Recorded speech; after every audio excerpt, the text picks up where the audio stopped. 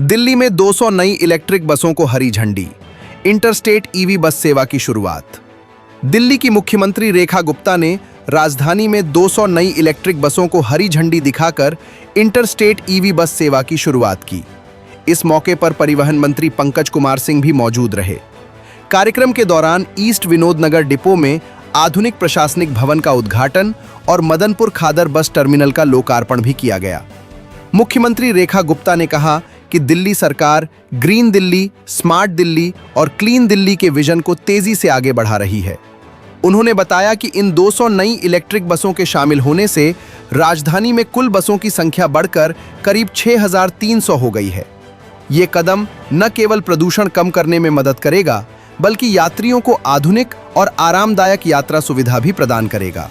आज 6300 बसेस के साथ में दिल्ली बढ़ रही है, लगातार बढ़ रही है।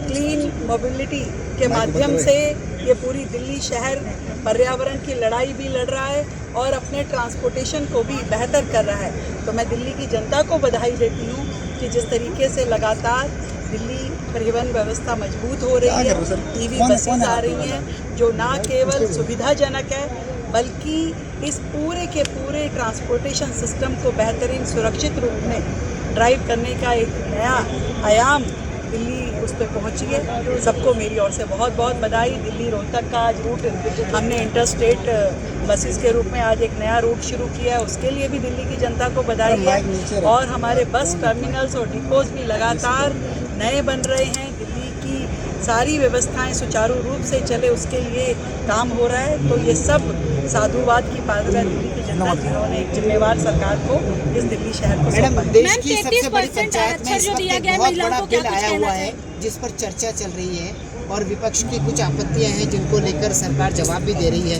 आप क्या कहना चाहेंगे, कितना बड़ा प्रतिनिधित्व मिलने जा रहा है? मैं ये समझती हूँ कि देश में 33% reservation in assembly and parliament ये बहुत ही महत्वपूर्ण निर्णय है।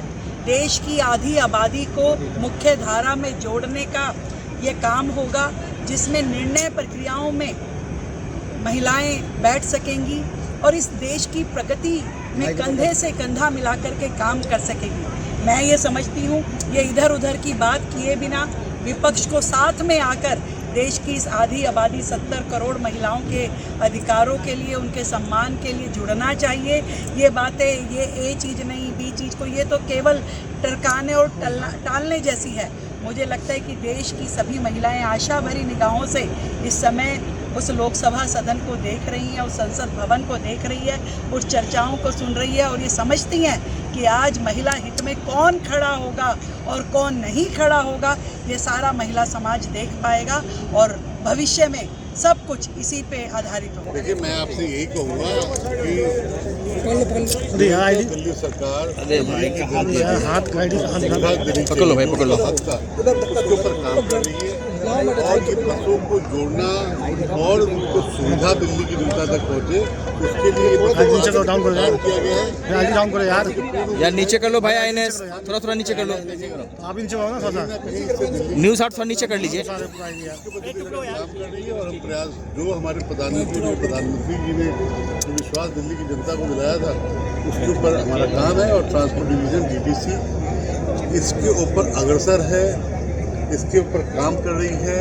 इसका सबसे बड़ा कारण है कि पिछले वर्ष से डीटीसी का आय 173 करोड़ रुपये लगभग बढ़ा है। जो आपदा की सरकार ने इस डीटीसी का जो बेड़ा गर्क कर रखा था, डीटीसी रिवैम्प हो रही है और दिल्ली की जनता की सेवा के लिए वचन बद्ध है। कितनी और टारगेट है आगे, कहाँ तक की संख्या जाएगी? मंथ के एंड तक टारगेट हमारा 7500 बसों करने का है, हम उसको करेंगे।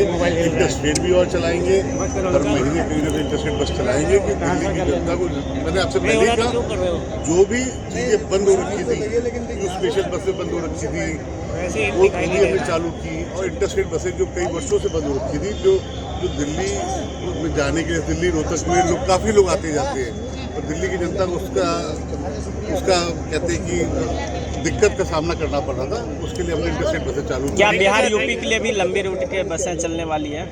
बिल्कुल, मैंने आपसे बोला कि धीरे धीरे चीज़ों को एक्सपेंशन किया जा रहा है और ईवी बसों के थ्रू एक्सपेंशन किया जाएगा, बिल्कुल चालू किया जाएगा। 33% आरक्षण पे क्या कुछ कहना चाहेंगे? जिस तरीके से मैं आपके सबके चैनल के माध्यम से अपोजिशन को ये बोलना चाहूँगा कि बिना बातों में बात ना निकाले। जो भारतीय जनता पार्टी ने 33% सीट आरक्षण करने की बात की है, उसको पास करें, समर्थन दें।